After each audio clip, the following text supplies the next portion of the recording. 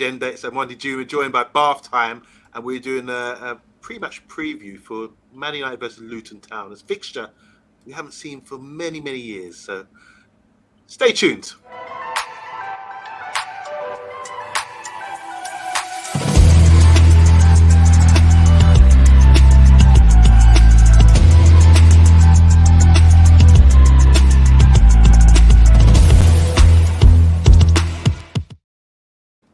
Hi guys, welcome to the Man United Agenda. Yes, it's 8:30. We've gone a bit early today, but it's Friday. Don't forget Mr. B will be back here tonight with a takeaway show at 10 p.m. We're talking all about Premiership and maybe a bit of extra and a bit of laugh as well. I'm joined by Bath Time. Bath Time, you've had a bit of a part-time week this week, haven't you? You've just came back yesterday, your second show in a row. How are you feeling, bro? I'm feeling very, very tired, and I'm not looking forward to the international break, to be perfectly honest. So hopefully the boys put in a performance tomorrow that can sustain us through the cold November nights. I think you've been scheming at me. I think you've got a few plans with tactics to go through a few basic stuff over the next. Yeah, I've seen you sort of formulating some tactical thing in the group chat. Low block, mid block. I think that's for Mr. B's football team. Oh, right. Okay. I thought that's for the international break. Yeah, I think we can feel the gap. Last time, I mean, they come around so soon, don't they? Last time we did a few things. I've got some interviews lined up, by the way. There's more to come on that coming soon. I've been reaching out to touch somebody's hand. Big up to Ed Mayhem. He's in the house. He said, big up everyone. Agreed, Bath Time, International Snooze Fest. Yeah, you're with Ed Mayhem and that. We both agree. Who's into international football at the moment? Stephanie Griffiths saying, big up to Man United Agenda. Do you want to touch on something, Bath? I've been watching a documentary about Italia 1990, and this is, it's one of the best World Cups, I reckon. And at the time, England were banned from Europe, and there was just like a documentary about hooliganism and the England team as well. Just takes you back, doesn't it? But that's when I was interested in international football. It really was, big things for me back then. But yeah, I think there's been a major drop-off of international football. I don't know what you guys think, whether we should do a poll on it or what, I don't know. But Vincent's in the house. He said, hi guys, how you doing, Vincent? Hope you're doing well this Friday. And obviously big up to my man Matthew Bassett as well. He said big up to everyone in the show on the chat. So we're playing Luton this weekend. I think it's needed, isn't it? To give us, I think there's no way we can lose this game. Oh, for sure. OMONDI, please don't tempt the gods. Oh, come on. There's no way. If there's any game you want after that, what happened midweek, you'd want to play the weakest team in the division. That's what we're doing, at home as well. So this is guaranteed 3 points. And what's the manager been saying? I don't know. Is it at home? Yeah, it's at home. Okay. Yeah. I thought it was away. Yeah, I thought so. Yes, I checked this morning. I checked again this afternoon. It's definitely at home. Because my mum's going up to Manchester. She thought it was tomorrow, and she said, no, there's a home game going on in Manchester. That's why I checked, because the tickets have gone up.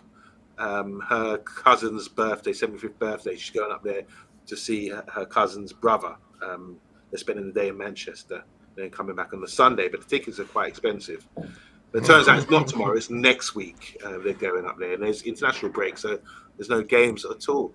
But anyway, yeah, press conference. Ten Hag was obviously speaking his thing. He's probably getting a lot of questions about what happened midweek and all them things there. Big up to DM Blogs. He's saying, is the takeaway happening? Yes, it is 10 p.m, guys. And it's only 6 likes so far, says Stephanie. So if you're tuned in, press the like button for us. If we lose Eric, it has to go, especially against Luton Town. And definitely Old Trafford, 3 p.m. tomorrow. There you go. Big up. And thanks, Stephanie. Big up to Bath Time as well. Do you think he goes if he loses? I'm so confident he's got to win this game. Come on. There's no excuse to lose to Luton, especially at home. Come on, bro.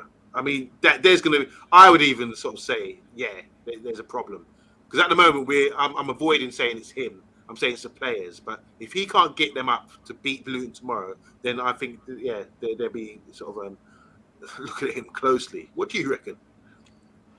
Well, I mean, there's been conflicting reports. I think we've saved the sort of like the Jim Radcliffe stuff for another show, because like the content over the international break is like it's like spreading butter too thinly over your toast. You've got to make it last.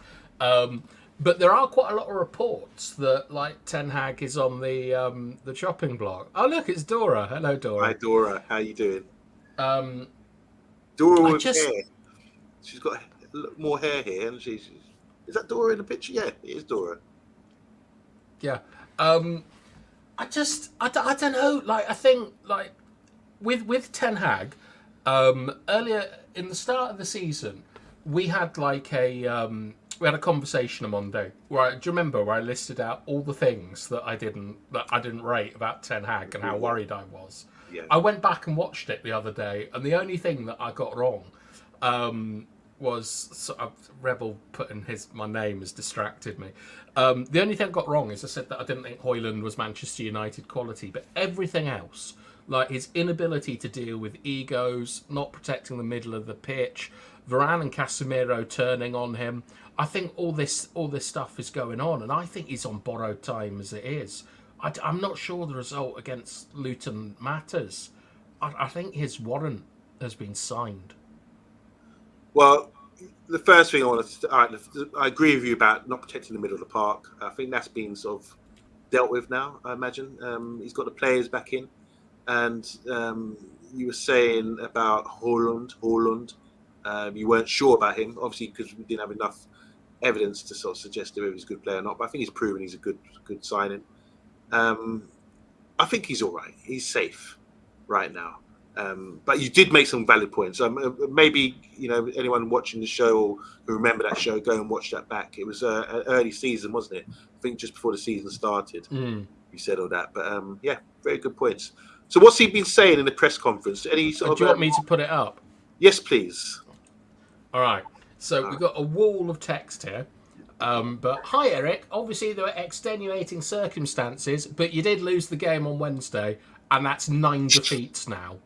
Is it acceptable for Manchester United to be losing so many games so early in the season? What a question. I know. Here's what he said. It's all about the end result. We have to win games. So we're very disappointed when we lose any games. But finally, it's about the end result.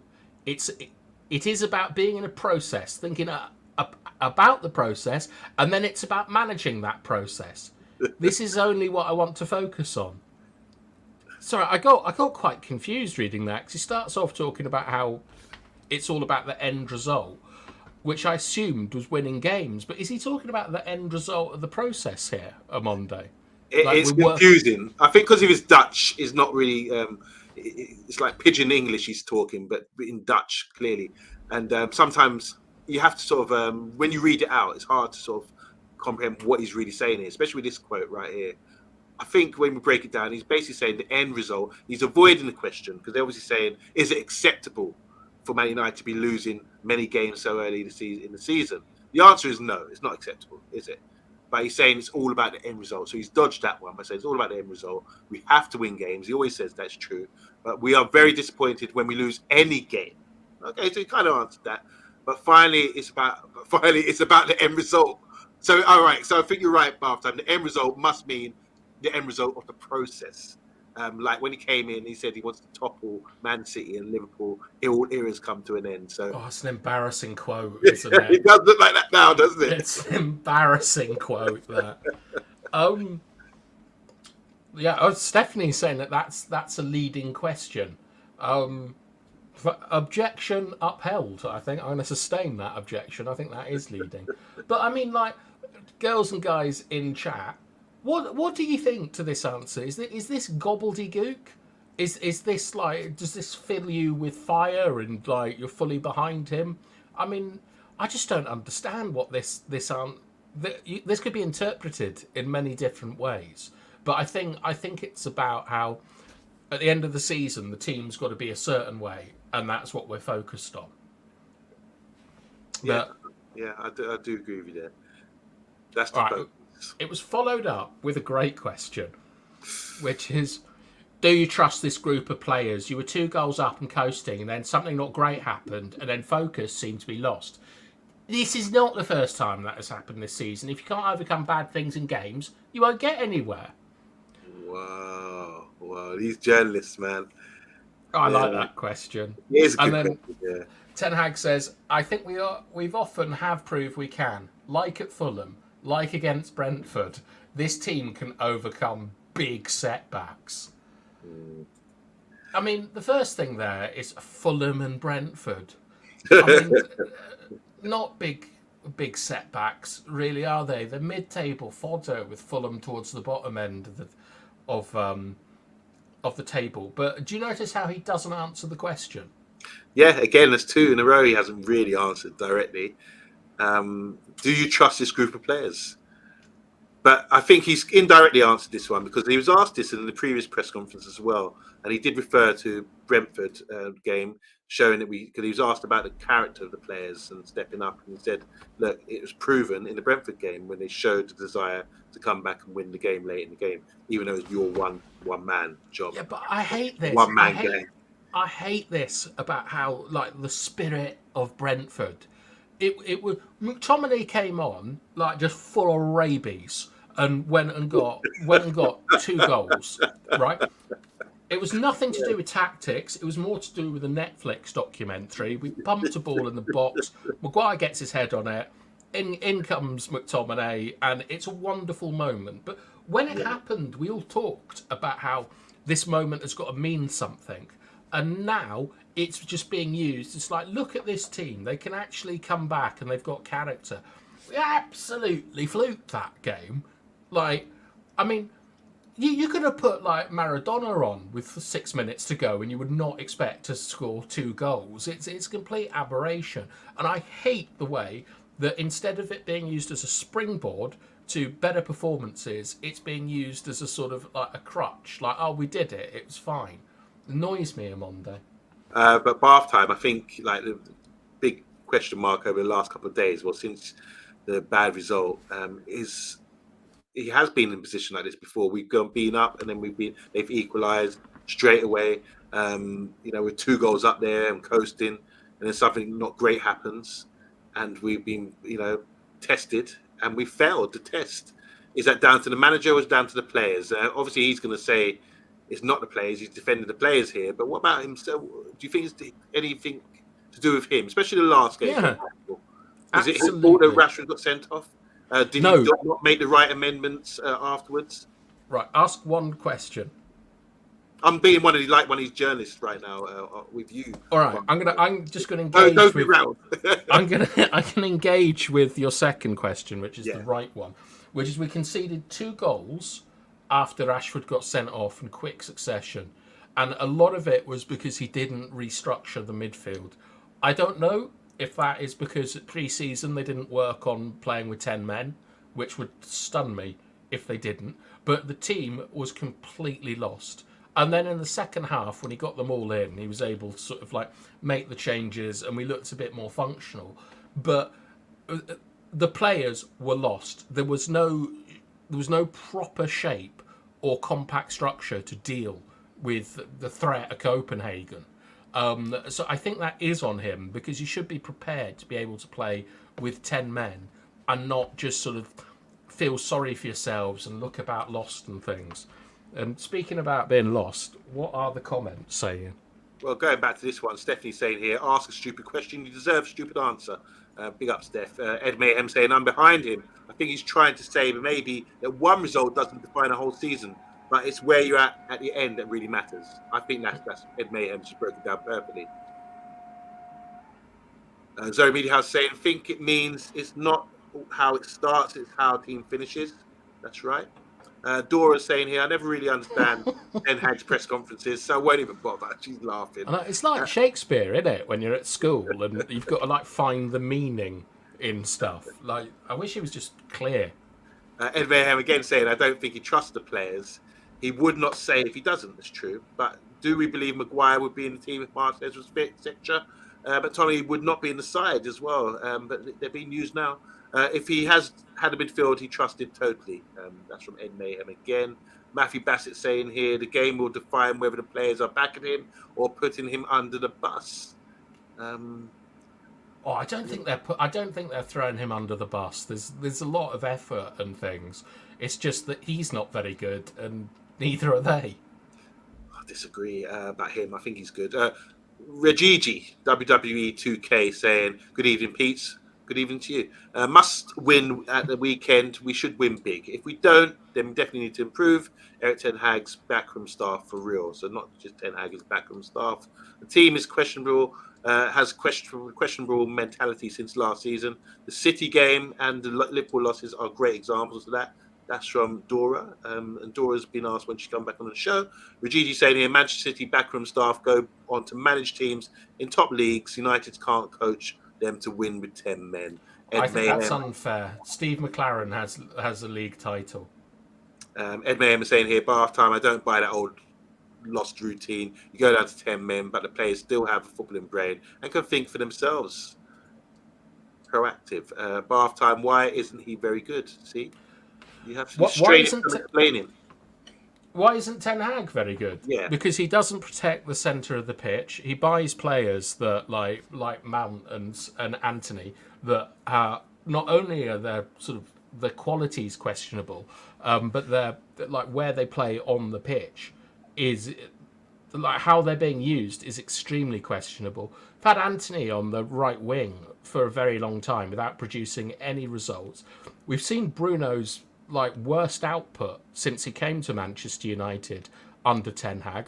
We've seen an interview from Cristiano Ronaldo. We've seen Sancho going to have to hide in the box because they've fallen out with the manager. We've seen Varan and Casemiro livid at post-match comments. He just doesn't seem to have, in any aspect of management, he doesn't seem to even be competent at the moment.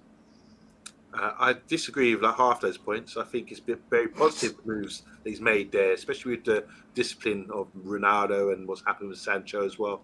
I think he's having to come to a club that's in a mess and sort it out. And while he's doing that, he will be made to look bad. And hopefully we can talk again in May and see where we're at with that Bath time. Any more for the press conference? Yes. How confident are you that we'll see the best of Marcus Rashford soon? It can happen very quickly. Sometimes you only need one game. I am sure that he will get there. That's reassuring, then, isn't it?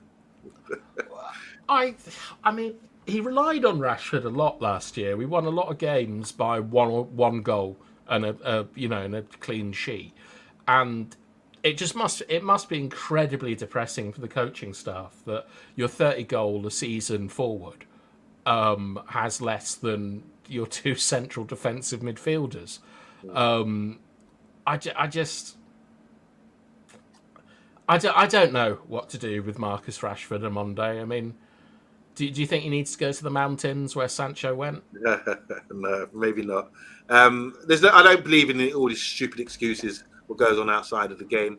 I think people should just perform. And if he's one of these players that is a confidence player, just relies on everything being sweet, or everyone just sucking up to him, and like he did last season, he had a spell. He seems to have spells, doesn't he, where he plays really well and then it sort of dies out. I think last season people said from February onwards or after the World Cup, I don't know if it's true or not, but he sort of faded out a bit, and then in big games he wasn't really there, clutch time.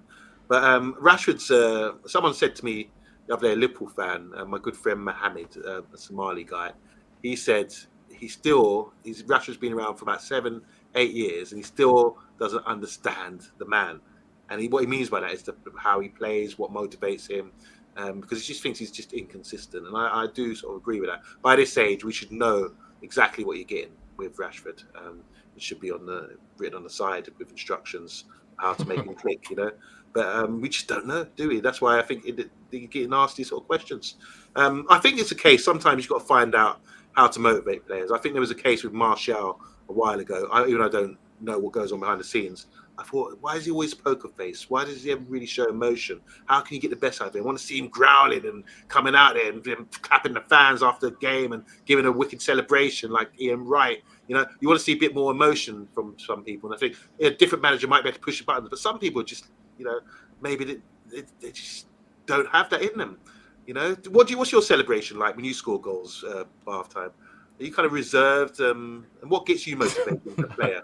What Um, manager got the best out of you, and right, how? that's 3 questions. Yeah, I like Um, piling you like. I know. Right, the first question is I just wag my fingers and run about. I don't have That's any. Ronaldo, Like, is it? Bar 9. yeah, pretty much. Like, I'd love to say I've got a choreographed dance routine, but it's always a massive surprise when I score.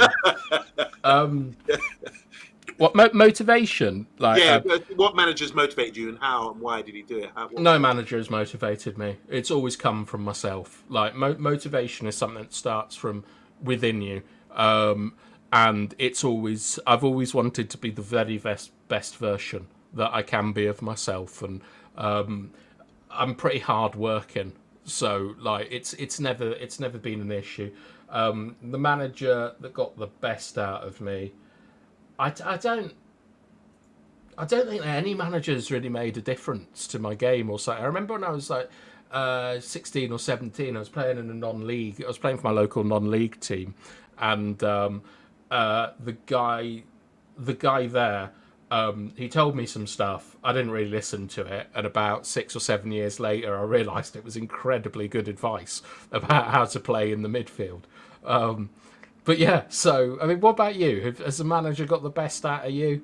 I think we went 3 years unbeaten. We had a great side, Luton Town, and it's a guy called Johnny Core, proper Arsenal fan. He's a really aggressive, not really knowledgeable in football so much, but he's just someone who gets everyone going. We feel like we call him Uncle to this day. There's a load of great players from our generation, growing up, all played for him. We just loved the guy because he was just like a terrier. You see him on the sidelines fighting for harder than us, so it made us fight as a team as well. So it gave us that pressure, and it's one of the first times ever where I've played without anxiety for him. We used to come up against some really good teams in like Harlesden area and Stonebridge area, all these young black boys who were ferocious, and I'd have to mark them who were really, really quick, and I was fearless against them because I felt Johnny was on my side. And what he done, which was really made me feel boosted and big, was I don't know if it's a psychological thing, but he had a transit van. So it had no windows at the back. It was a work van. So when we used to pick everyone up, there used to be about 14 guys in the back, and I was always in the front with Johnny. So it made me feel like, yeah, I'm the man. So it gave me that much confidence, and I always thank him for that to this day. For me sitting in the front and not in the back, bouncing around, making corners, that sort of thing. So thanks, Johnny. No brain scans for me from concussion or anything. So there you go. Just want to read some comments here. Dora's saying here, players put in an effort in the last few games. They weren't good enough, and Ten Hag and the coaches are also at fault. Some really good comments coming in. Regigi saying, I believe Eric Ten Hag, but he needs help, and the player and his team don't seem to be helping at the moment. He's also saying here, Rashford needs to spend 1 season with Pep. Stephanie Griffith saying our midfield engine room, used to very term loosely, is unsettled. Never mind our back 4 and forwards misfiring in the Premier League. Hardly surprising that we're struggling at the moment. Rajat is saying here, don't drop Ronaldo and explain to us why he isn't playing. So he's still got a bit of beef with Ten Hag. I just want to say that Ken doll thing you put up earlier. I'm getting enough laughs from that, by the way. Ken Hag. Yeah, Ken Hag. I'm like, everyone's laughing at I put it out on social media. And everyone's like, you're so funny. I didn't tell them it's from you. Matthew Bassett saying, You're welcome. Yeah, thank you. Matthew Bassett saying, would it be different if he got Frankie de Jong and some of his first choice players? That's a good point. Yeah, that was so embarrassing, the Frankie de Jong stuff. Oh, imagine, like, he just chased him for ages. He wouldn't take no for an answer, and we got embarrassed, like, worldwide. His girlfriend had more pull than Manchester United. Oh. Rashford didn't progress as we expected, and that's the issue as well from Dora. But Alex Ferguson handled Ronaldo very well on Monday. He certainly did. Zoe Media House saying here, take Rashford out of the question and put Bruno. Question. Will Bruno ever be the player we signed him to be? That's from Zoe. Zoe's got an issue with Bruno. Andrew Williams, how you doing, man? Welcome to the show. Rajat saying, what do you think of Enric, the new Real Madrid signing? What is he, over 16 yet? He's very young, isn't he? Did Shevchenko do the finger wagging after he scored? That was R9, definitely did that. Dora saying, agree, bath time. They should be motivated playing for Man United, because you answered saying you motivate yourself. Why is Rashford the centre of the storm this week? Says Andrew Williams. It should be the red card irrelevant. was a pure accident. He's getting his 2 cents in on that. Regarding Rashford is centred every sport. The Give agendas. Bruno a free pass. Okay. Oh, here we go. So he wants to go. DM Vlogs message on Insta. He wants to go on to the show, the Friday night show, I believe. I think you need to set it up a bit earlier, DN Vlogs. Like Mr. B, like prepares these things and puts work in, and it's not like a turn up at the last minute sort of thing. I'm not a big fan of Mark Goldbridge, but watch the video of him saying we need to cut out excuses. Well worth a watch, as he has largely decent points as well. JR, how you doing? He said New Madrid signing will do well at Arsenal in 5 years. My Henrik as well. And big up to everyone else. It's gone from 6 to 14 likes. We must be doing something good. Thanks, guys. Yes, thank you very much. We do appreciate it, even if like literally no one in chat or on the panel can agree about a single thing. It's great to be able to spend time with you. Okay. Hi Eric, with Mason Mount we've seen him play as number 8, number 10 and off the right, but so far he's not made any impressive impact. What was your expectation upon signing him, and has it changed a little bit now? Good question. No, it hasn't changed at all. He started the season and then he got injured. That is the worst moment for a new player to get injured because it stops their integration process. That was a setback for us and for him. He now has to fight his way back. What do you think, Amonde? Good answer. He's covered his bases there. It's a good question, I felt. And it's 3 good questions so far by the journalist. Well done. And I think he's straight back again with the answer. I'm starting to ask myself, what's Mason Mount going to contribute? Hasn't contributed much yet, but there's more to come. Long way. We're only sort of a quarter, maybe 10 games gone. Yeah, maybe a quarter way through the season. So I think there's more to come from Mount, and I just think be patient and let's see. As Andrew Williams is saying here, Mount is a good player, just not found his role yet. So as they were saying, played in different positions here, up to right, number 10, number 8. We'll see what happens. Definitely not a striker coming on with 10 men. Yeah. The other day, and you made a good point there the other day, BATHTIME. It was a nonsense to put him on. But like, look, do you see how he doesn't say where he sees him like playing? Yeah. I think that's because Mount has basically been a central player through all of his time at Manchester United. He's played in the centre. We haven't really seen him in wide areas, and I wonder if Ten Hag can sort of, whatever Anthony's got on Ten Hag, some sort of love potion or something. I'd love to see with the impact you saw of Rashford and Wan-Bissaka. For the first 20 minutes, I would love to see a different player out on the right than Anthony because he's just dreadful and I don't like him and I don't think that he's anywhere near the requisite quality to be a Manchester United forward. It's ridiculous. Yeah, I like this one from Stephanie saying pressure is mounting, literally. She's laughing at your own jokes, like Steph. That is funny though. Well done. Rajat saying here, should have gone for Maddison, who's injured now, I think, till January. And Zabi Sivens for 50 million. Zabi Sivens is a young prodigy. He's been well touted for a long time now. I was watching him as 12, 13-year-old with his little curly locks, and he's turned out to be a good player.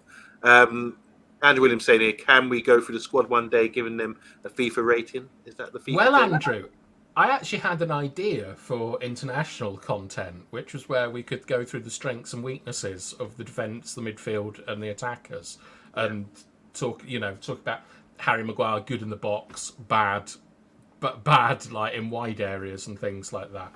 So I think it's I think that's a good plan, and it would work well with comments and interaction.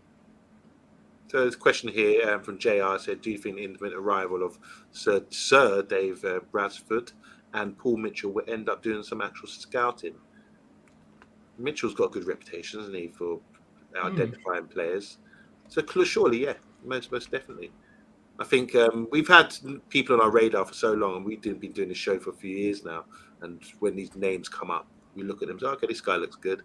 This guy looks like, we're sniffing around this guy. But we never seem to get our first choices, like Matty was saying earlier. So if we can, it's all right identifying good targets, but let's get them in early.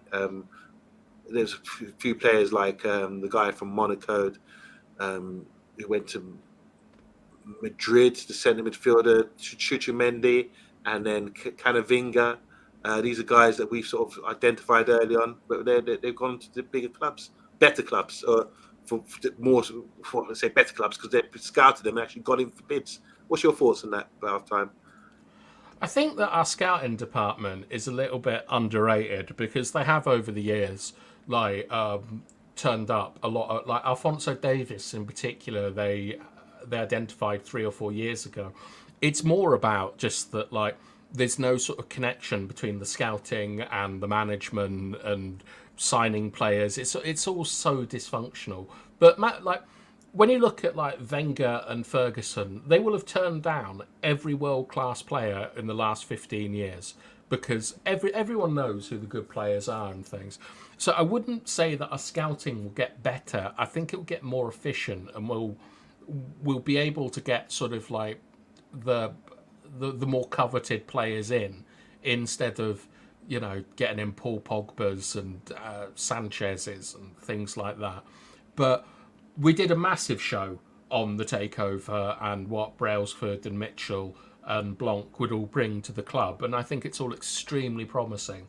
And I don't think I've ever been this excited, Monday, for a mid-management reshuffle as I am for what's going to happen, hopefully on Monday. Yeah, as the news says, I sort of didn't really believe it, but yeah, it could actually be happening in the next few days. So yeah, keep posted that. Big up to Pat Lawless. Hope you're doing well, Pat. Long time. Everyone remembers Pat. Said, evening, gents. Mason Mount is an okay player, bought at the wrong time when we needed other areas strengthening in the team. Pat's been consistent with that point as well. Yeah, I'd love to see Pat back on the show at some point, but I think the thing about Mount is he's homegrown.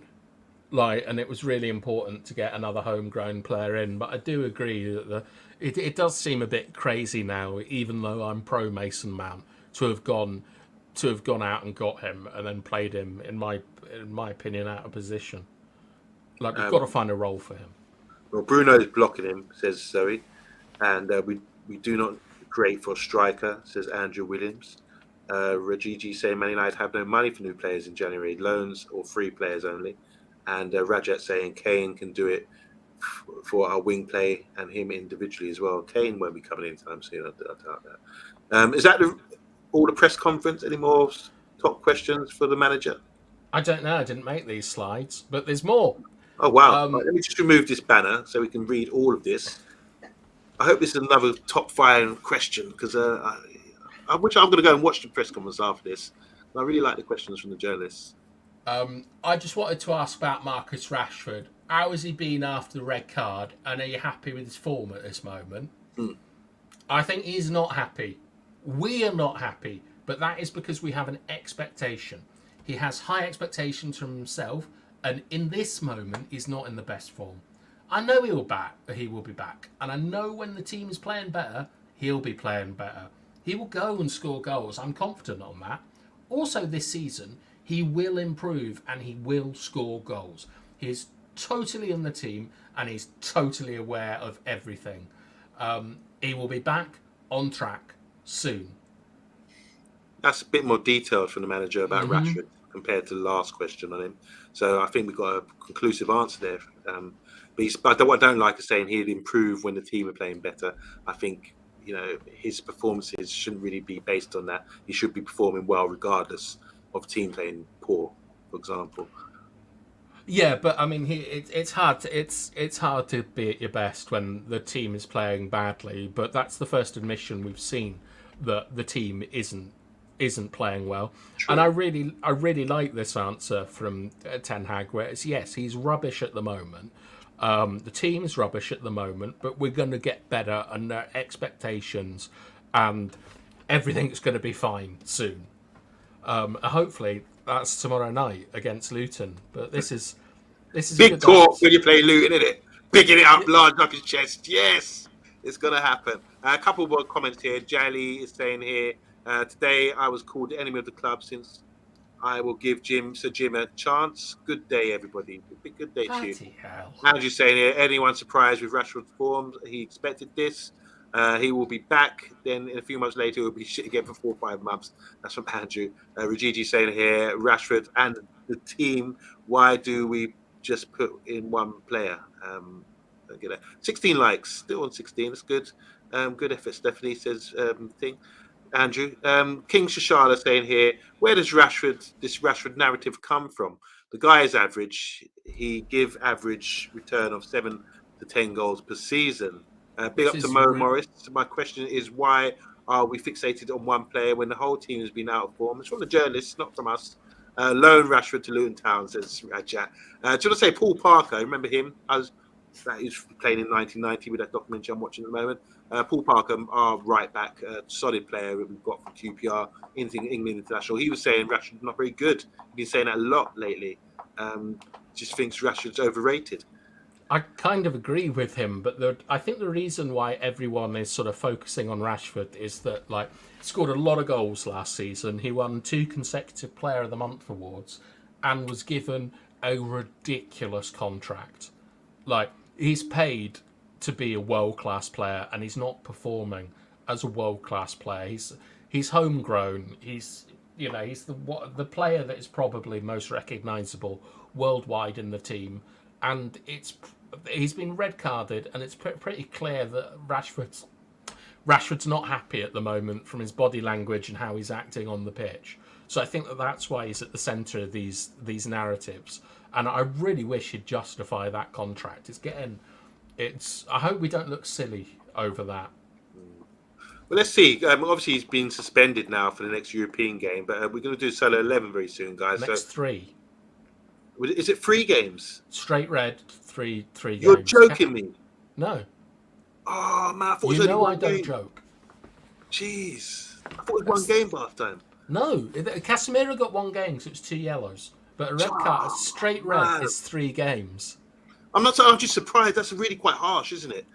Doing something like that. So what happens in the knockout rounds? Would it say be if you got a straight I don't red? think we're going to be... We're going to need to general, know. But if it was... I've no idea. I don't know if it carries over to the Europa League or the conference or whatever, but it's a 3 game ban. Well, he could better focus on the Premier League starting on the weekend if he's in the team. Yeah, 20 likes now from Stephanie. Well done. Big up. And what's next? I don't know who this is referring to, but he hasn't been starting recently. Was there any reason behind that? This must be Varan. He had some starts also recently against Newcastle last week, for instance. But there were always reasons, and sometimes, like I say, the injury means other players coming in and doing well. Then you have to wait for your time to play. I think they're sort of putting him in cotton wool at the moment with everything that's going on. Anyway, do you think like? I don't think Varan deserves his place in the team. The performance that he put in against Copenhagen was pretty much everything that we said we were worried about with Varan in terms of sort of passing and stuff like that. I think he put the effort in and all this sort of stuff. But what did I think of Garnacho against Copenhagen? I can't remember, Andrew. I've been up since 4:00 in the morning. What I can tell you is I was extremely impressed with the first half that Garnacho put in against Fulham, because I don't think he lost the ball, and that's my you were at that game, weren't you? I was. Yeah. That is my favourite thing about any attacking player, is that they don't lose the ball. And he reminded me in that sense a bit like Jack Grealish, where he had a little nibble at his opposite number, but a bit too much pressure on him, just turned inside, played it back, kept pressure on. Really impressed with Garnacho in the last 3 or 4 games. It looks like he's maturing into a player who understands his defensive contributions as well as being nice and direct. Although, having said that, he did really annoy me in the second half at Fulham because I felt he was doing too much.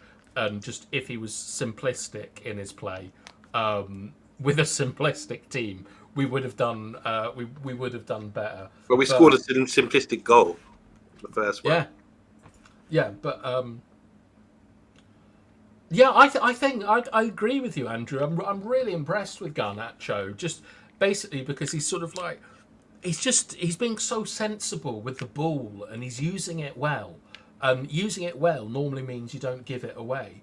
And when you see Rashford on the ball, he might do some flash stuff like his elasticos and flip flaps. But I just much prefer to keep the ball rather than like do some high step in tango routine. Big up Mo Morris as well. He said, "Do you think some of the older players have run their course here at the club?" Talking about players like Casemiro, Eriksen, and Varan. Yes, I think that they're symbolic of like old United. Like not old United, but the last 10 years of United of getting in big names on silly money with very little life expectancy because of their age and stuff. And Varan is a really good player. Like there's no doubt about it. Casemiro is a really good player, and so is Eriksen, but they're not the future, and they're sort of like financial millstones around us at the moment. And I would think that Beresford and Radcliffe and Mitchell will all be looking to see how they can sort of move those players on without being embarrassed financially, and we can get in a much sort of a younger, hungrier team that might be a bit easier to mould. Okay, a couple more before we go on to the next topic. Stephanie saying Varane is missing the cover from Martinez as centre-back partnership. Great progression of the ball out from defence from Martinez. Bad idea it was for Garnacho to celebrate early, says Rajat. Obviously, they've come back and scored, and he was crying at the end, wasn't he, poor Garnacho? Oh, how true, Andrew point. Was he think he is that good? Thumbs up. Zoe saying, I'm sorry, Garnacho has no end product. We've got not fit enough. That's from about Varan, says Andrew. And Varan was outstanding last season, but not fit enough. And the partnership, again, in my opinion, Varan and Licha are our two best players. Interested in that. And Rajat loves transfers. He's talking about 85% that we guarantee we get Todibo from Nice if Ratcliffe comes in. Big up Pat Lawless. We're going to read this one out. So Varane's performances really feel like he is in a decline now, and probably to be expected at 30 years of age with being injury prone over the last few years as well. Guys, let's get onto this now. You know what the Solo 11 is. Solo, the owner, the foundation of this channel. We ask him every week to pick a team that's going to beat Luton. And I'm going to get up now. So drum roll, please. Guys, if you want to say anything negative or positive about this team, let us know in the comments. So in defence, he's got Onana. No surprise there. But the big thing that stands out to me is a left-back situation, because usually Delo's played there. Delo had a bad game the other day where he's sort of sleeping on the back post for one of their equalising goals. So he's decided, this is Solo, to put Reguilon in. Got Maguire keeping his place. Varane starting with Wan-Bissaka. What do you think about that defence, guys? I think Maguire and Varane are the best that we can do at centre backs at the moment. In it, like Evans is out with an injury. I think that those two pick themselves. I've never been completely convinced by them as a pairing. I obviously think that Maguire is good, and I think he's a good aggressive defender that understands his distances. And Varane is excellent at sort of sweeping up and in wide areas, but it never seems to click for those two. I don't understand it. You'd think that they would dovetail nicely. Reguilon, I'm not a huge fan of. Aaron Wan-Bissaka, I'm definitely not a fan of. I think Delo has played really well this season, but he has been culpable in the Champions League, particularly like the Zaha beat him up at the back post. Like he lost his man. Even though I think that Amrabat's part in that goal has been overlooked. He's in a woeful position for a defensive midfielder, and Delos is trying to cover that space that Amrabat should be in. But I don't know about this because what it means is with that defence, you need a midfielder to come in to make the back three when we're in possession of the ball, and I don't think that any of the midfielders that Solo has picked can do that properly or effectively. What do you think about the midfield then coming onto that? So Bruno starting, McTominay and Amrabat. Obviously Casemiro's out injured. That's Mount. Is that Mount? That's Mason Mount. Oh gosh, It is, All right, so we've got Mason Mount, Bruno, and Amrabat in midfield against Luton Town, the Mad Hatters. Mount is starting the game. Would you go with that? No, because you've got to play McTominay at the moment. But on the other hand, you can't drop Bruno, and Mount needs game time. Like, I think Mount was promised some game time against Copenhagen, which is why he came on as a number 9. But you have to play McTominay at the moment. And Mount is the obvious one that goes out. But I also think Amrabat has been absolutely dreadful recently, and has sort of shown that I don't think I'm not even sure he's a Premiership quality player. So I think that you might, with this team, you take Amrabat out and you'd stick McTominay in. Ooh, okay. Obviously Bruno starts. So he's gone with the Garnacho on the left, Rashford on the right, and Haaland up front. I think that's the front three we started with in midweek. I liked how we started. Maybe we can see the real, true potential of these front three if we're playing against Luton this Saturday. Yeah, I'm happy with that. I'd like to see a bit more of Wan-Bissaka and Rashford together. They were impressive for 20-25 minutes. Garnacho, I don't think deserves to lose his place. And with Haaland, it's really about his fitness. But I also think that Martial wouldn't be, when you're playing against a team that isn't going to have much of the ball, as Luton aren't. I think Martial's a good person to have because he's got more intricate play, and Haaland is much better with larger spaces in front of him. So it wouldn't surprise me if Martial starts this match. Okay, remember, guys, this is not the starting line. This is Solo's 11. So just got a couple of points here. Front three's okay with Stephanie. She's saying no defensive discipline in midfield, but there never was. Is Mainu available? McTominay is the form player in his team, Mount or Ericsson. It says JR. Mainu again, worth a go. Everyone's looking for the youngster. Dallow's been overplayed. Could be a good explanation. That's from Rajat. And Pat Lawler saying, am I crazy to think Pellistri should start? He does. After what he did against Fulham, I would think that Pellistri and Martial should be in the manager's thinking. But the thing is we need a result, and hopefully we need a big result. And he'll probably put on as many goal scorers as he could. Big up Stephanie. She's really supporting us. She started with 6 likes. It went to something like 15. Then it went to 18. And now we're on 21. So big up, Stephanie, for sort of endorsing the likes. Thank you very much. And thanks to everyone who's pushing that button. We're going to go on now to score predictions. That's the lineup that we've got. We've sort of broken it down, criticised it a little bit. Let's talk about score predictions here. We're playing Luton Town. We are at home. Luton Town are bottom of the league. They've just come up. Luton Town don't have any world-class players. Luton Town haven't played in the Premiership for a long time. We're coming off a defeat. We've got something to prove. What's the scoreline for you, Bath Time? I think I'm going to go with 2-0. A goal to us. A goal in each half.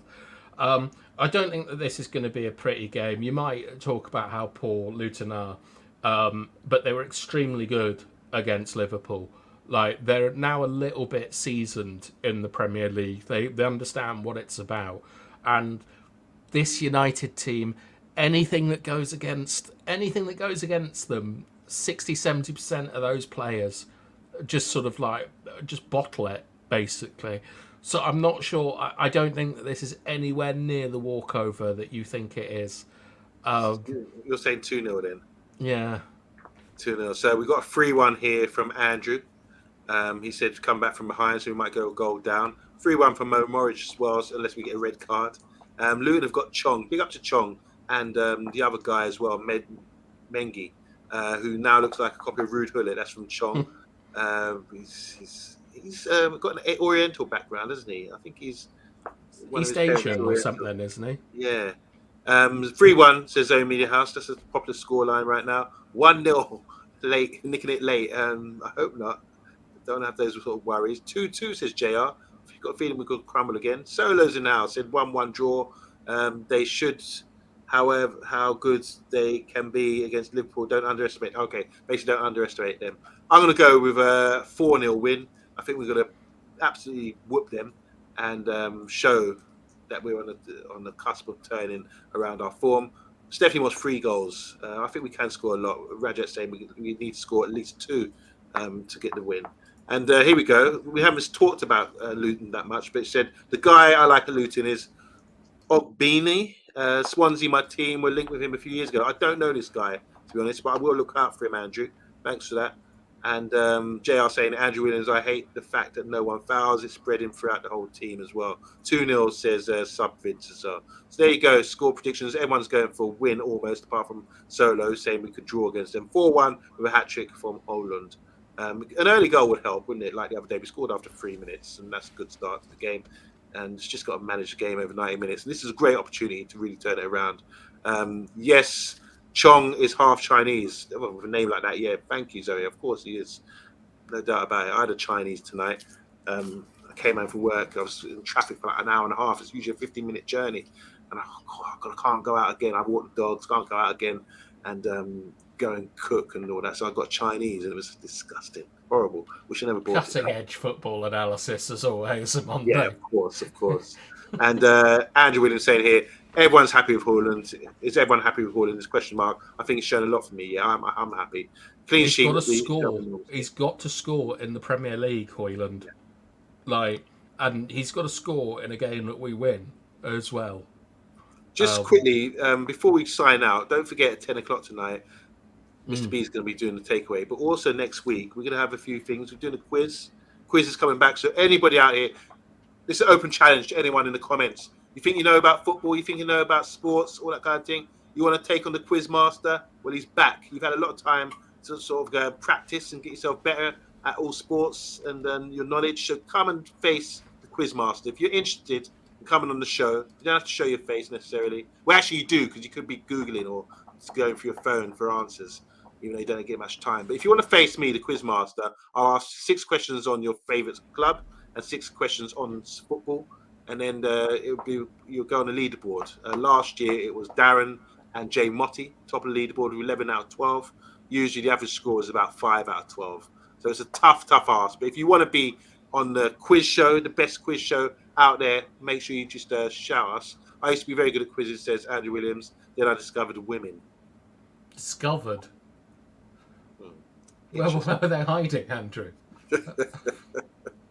What else is going on bath time for the next week or so? Because it's international break after this, isn't it? I don't know. There is a quiz that I prepared ages ago that I could do. It's more of a fun quiz. Like Monday's very aggressive when he says face the quiz master.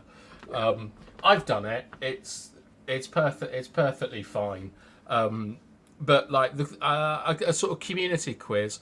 We could do some tactics, I suppose, rate some players, but any suggestions or anything that you guys want to see, like we're here to sort of serve you as part of the community. Anything that you guys want to see, we can do. But I suppose we could also have like a sort of a mid-season review or something about what players have disappointed us, who we like. That sounds good. Yeah, but it's gonna be sparse. So a lot of it, to be honest, lads, is going to rely on you in chat interacting with us. So I really hope that you're there for that. Yeah, it'd be a great chance. Oh, guys, on this show, you get an opportunity to come on. Just come on, jump on with us for a show. You know, just come and talk with us on this big screen here. We'd really enjoy that if you did. All right, we're going to sign out now. Don't forget, go and get a little cup of tea and come back at 10 o'clock because Mr. B's in the house. He's talking all things Premiership and he's got some great guests as well today. So make sure you tune in for that. Thanks for tuning in today. Thanks, Stephanie Griffiths, for updating us with the 22 likes. I think that's a record for this week. Thank you so much. And bath time, as always, enough respect. And I will see you in our WhatsApp chat or our Telegram chat, where we do. Take it easy, guys. Good night.